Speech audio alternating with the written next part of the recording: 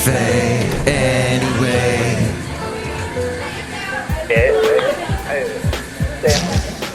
Mike's Daily Podcast. Episode 2083, I'm Mike Matthews. Welcome to the show that is entitled Mike's Daily Podcast. I have this daily podcast I've been doing since I think 2011. Yes, Mike's Daily Podcast has been that way when in 2011 home prices were starting to go up, but now apparently home prices are dropping by something like, did I see 6.6%? That's crazy now. Hey now, Mike's Daily Podcast. Everybody, 2083, where will we all be?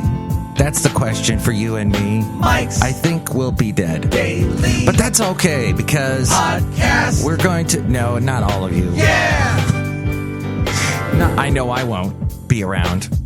But that's okay because I'm going to do a lot of podcasts and have a lot of great conversations with people.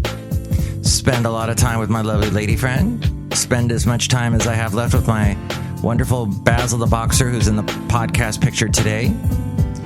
And you know what? And then that should be good. Oh, and I'm also going to block a bunch of stupid random spam calls to my phone. Oh, and I'm going to do a lot of radio.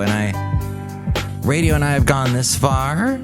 And some people have gone by the wayside because they went, radio's not the same anymore. It used to be, you got to play whatever you want, blah, blah, blah. Well, radio was never that for me, so that's just, I understand the situation with that. There's this thing called advertisers, and you got to make money to keep the radio station going.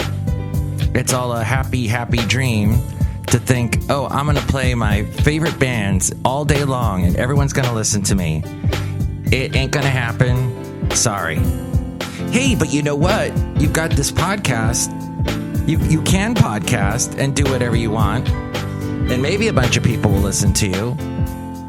It certainly is so not true. And here's today's podcast picture. With this show.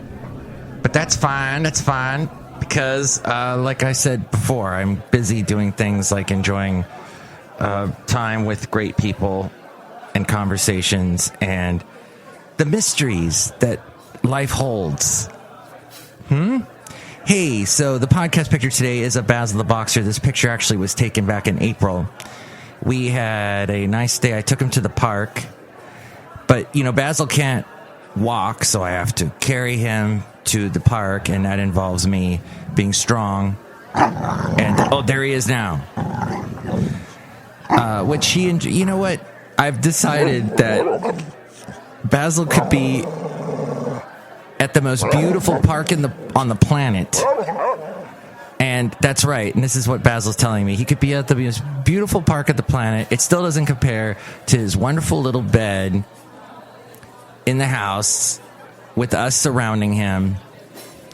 Dogs love that. They want to be around you. Whatever you're doing, that's what they want to do. If you're sitting around all day and a couch potato and you've got a puppy, he's not going to like that. He's going to rip apart your socks and your shoes and everything else. That Kleenex box, it's gone. But, you know, later in life, when dogs tend to retire, when they tend to do less activity, they just want to hang out with you. They just want to be your best friend, as they are. Dogs are best friends. I want to turn this off right now because I think I'm done speaking about this topic. Oh. Okay. What happened? Did I just... Oh, okay. Well, you'll have to see what I just did if you go to the YouTube channel, Mike's Daily Podcast. That's youtube.com/Mike's Daily Podcast. There you go. Because I think I may have pressed a button that... Oh! Hey, there's some artwork in here that I wonder if I'm going to get dinged by YouTube. Because of the... Oh, you know what? We're going to go with the noir look. How about that?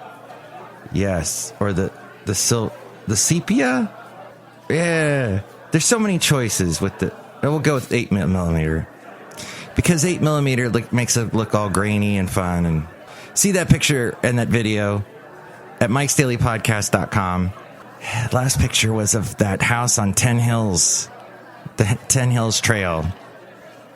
And they recently repainted the side wall there next to the house. And it's got all these cool waterfalls. And I don't think it used to be kind of a Lake Chabot look, but now it's looking like some waterfall, cool land, nature. I don't know what it's supposed to be. But you see that when you're doing your walk on the 10 Hills Road. Did you hear the South Dakota governor may have exposed Donald Trump to the coronavirus? She flew with Trump on Air Force One after being exposed to coronavirus. Kristi Noem had close interactions with Trump advisor Kimberly Guilfoyle. I think, is it Guilfoyle, who tested positive for COVID-19. That's that story. The other one is that Halle Berry apologizes for considering a transgender role. Okay, because she's not transgender. So who's the one that got in all that trouble with she did the, what was that called? Transamerica? Married to William H. Macy. I always forget her name. On Desperate Housewives. And she got in all that trouble with that school for paying money to help her kids get, special insider treatment. Well, anyway, she did the cafe anyway. She got an award for playing was he transgender? No. I watched the first 20 minutes of it and I was like, I've seen this movie 50 billion times. I used to go to art houses all the time. Not art houses, but there was this theater that showed independent movies. That's what it was. Is that the same thing? There was one in Santa Barbara that used to be in this really cool old theater, and you could go get a coffee, an espresso, and then sit in these big couchy chairs. Literally, they pulled couch chairs and TV couch recliner chairs from the thrift stores and put them in this theater. It was an interesting place. I probably picked up a couple lice on the way. I don't know. And Queen Isabella and Christopher Columbus statues inside the California Capitol are being removed. I had no idea we even had that statue in the California, in Sacramento. That will be for some interesting talk in Sacramento. So have you noticed when you hear someone, if you listen to a correspondent on the radio, a younger correspondent, and they're talking, let's say you're listening to a news channel and they're interviewing someone who's under 30, at some point they end their sentences with the word right. There's always a right in there. Isn't that weird? It's almost a insecurity of saying what you're saying, right? So you gotta just... You're listening to what I'm saying, right? And you agree, right? So you have to throw the right in there. I don't know. I think we need to move away from that. And remember this wonderful proverb from Africa. He who forgives ends the quarrel. Thank you, Celestial Beginnings. Letting go of a rattlesnake. Somebody mentioned that to me when I said that quote. He who forgives ends the quarrel. And then someone added, yes, it's like letting go of a rattlesnake. Well, yes, we continue grudges that eat at our souls, that eat at our psyche for the rest of our lives. When some of this, we should just let it go, as that character from Frozen said. And have you seen, go on YouTube and you will see the ride that Disney has made. Usually I would sort of mock whatever has to do with Frozen, but this ride looked pretty amazing. There's really no, just visually, this ride it's a floating ride. You're on a boat, and kind of like a log ride that you see at all those amusement parks all over the world. And you're floating along and you see Olaf and what do you call it? The animatronics. There you go. of these things, kind of like Pirates of the Caribbean, these robots, how they move on their own and they look like people, sort of. And Olaf is there in 3D and he's talking to you and skating along, ice skating. And then you see all the characters from Frozen at some point in these different scenes. And then you're in the ice castle, you're floating along, and there you're in the ice castle, and the ice princess queen person sings that Let It Go song. And at that point, your boat stops and it backs up, and you're going through a different flume, but you're going backwards. And this entire hallway is covered with movie screens, which is big now with rides, as they put movie screens everywhere. And so you're moving along through the ride and you're seeing the movie screens, and the movie screens are showing something, some kind of scenery. It all goes back to Disney did this with a ride called the Speed Tunnel, or the Tunnel. It was with their People Mover.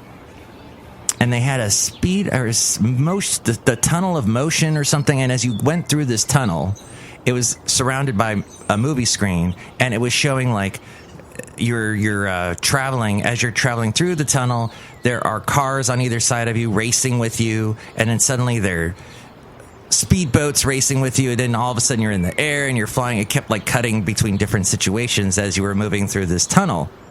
Well, Disney has done it again with this Frozen ride, which they took out of they actually took a Norwegian ride that I rode on twice with my mom in Florida. That's where it's located, is at Epcot in Florida.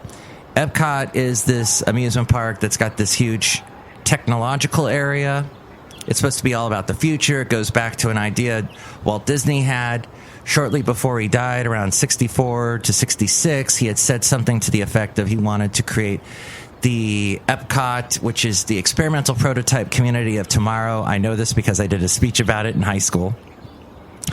And it is a place that was supposed to be where people could live, but it was always going to be advancing with the latest technology, moving into the future. Disney the futurist. It was all about that. But then the Imagineers and the Disney company was like, how are we going to make money off of this? Let's make it into an amusement park. Everyone's heard the word Epcot so much. Let's actually turn it into an amusement park, have futuristic parts and rides.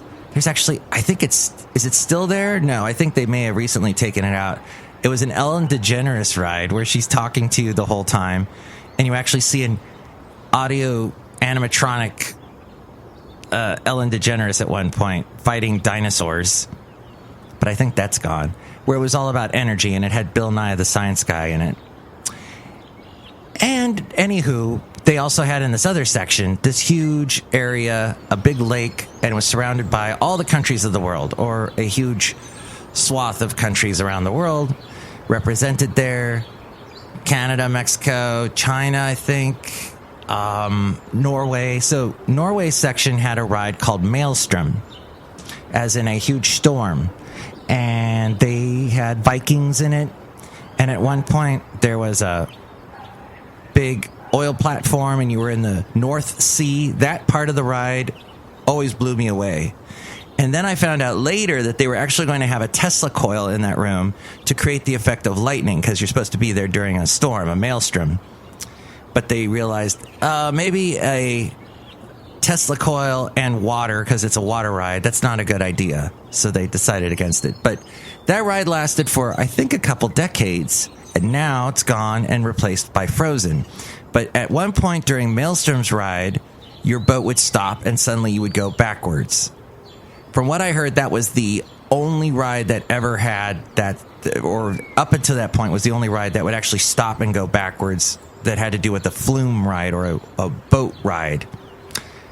So now Frozen's got it, and they made I think they took what was there and they did a really good job with what they had. They basically used everything that was there before with Maelstrom, but added all the Frozen stuff. And going backwards, as she sings Letting Go, and you see this on the YouTube channel, they've got the ride there, someone filmed it in HD. It's amazing. So Will I ever go to Epcot? I don't know. It's going to be a while. It's so expensive. It's so hot there in Florida. It rains on you while you're walking around. Hey, look who's here. Hi, Mike. It's Benita the Rodeo Queen. How y'all doing? It's a Disgruntled Fiddle Player telling you what. What?